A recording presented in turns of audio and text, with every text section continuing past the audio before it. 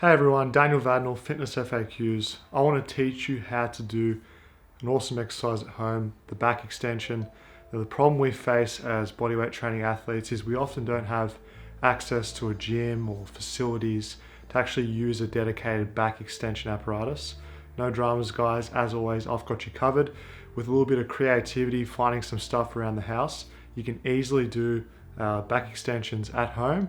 May not be as effective, but you can get pretty damn close, and I'm going to show you how. When it comes to warming up for the back extension, starting off with a front plank for time is a very good exercise because it's going to engage our anterior core. This is going to mean that we can stay a little bit more connected during the exercise. Moving on to a glute bridge, fantastic because with the back extension, we do need to have our hips in strong extension throughout the exercise to make sure that we're utilizing the correct muscle groups. And finally, an arched hold is going to get that whole posterior chain firing nicely before we do our back extensions. In terms of performing this exercise at home, literally find anything that you can comfortably support your abdomen on. So for me, I use the footer of one of my couches, and I can also use a physio ball to perform the exercise. Once you got the piece of equipment sorted, the second most important thing to do is find a surface which has a large amount of friction. So I'm using a brick wall with shoes, and this is really important because during the back extension, we have to drive our hips forward to activate our posterior chain. So we're recruiting our glutes and our hamstrings. This is going to contribute to assisting us in the movement so that we can really fully engage our spinal erectors in that inner range of motion, which is going to build the most strength and the most size in our lower back. When it comes to performing back extensions, guys, I like to think from the feet up.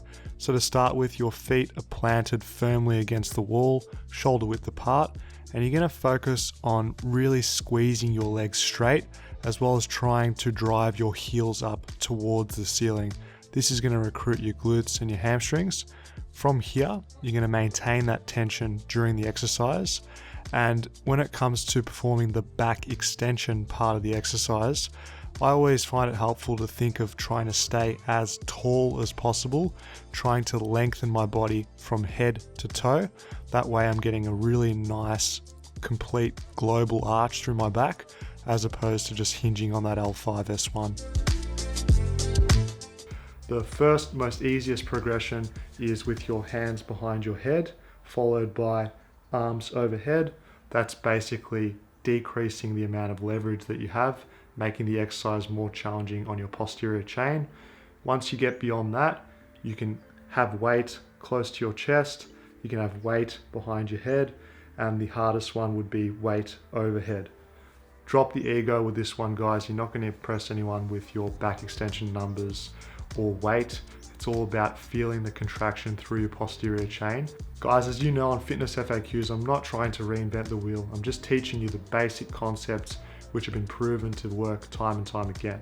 So with back extensions, you're going to get the most out of the exercise if you do it isometrically or dynamically.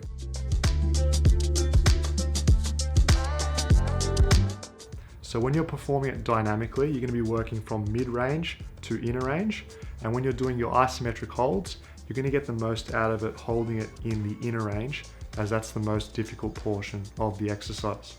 When it comes to sets and reps, the back extension exercise really benefits most from a higher rep range where you can build a larger time under tension, which is going to translate well to your bodyweight exercises. So with the dynamic version, I'd be working on repetitions anywhere from say 8 to 15, and then progressing the intensity as it gets too easy for multiple sets. When it comes to isometric holds, I like using holds anywhere from say 15 to 30 seconds and repeating that for sets. Trying to progressively build volume and build intensity in either the dynamic or the isometric version over time. Thanks everyone for watching. Check out fitnessfaqs.tv for information regarding my 12 and 18 week bodyweight strength training programs. Drop a comment in the comment section below. Do you train your lower back? If so, why? If not, why not? I know me personally in the past, I've neglected it simply due to laziness. I do know the importance of posterior chain strengthening for overall strength development, just didn't do it.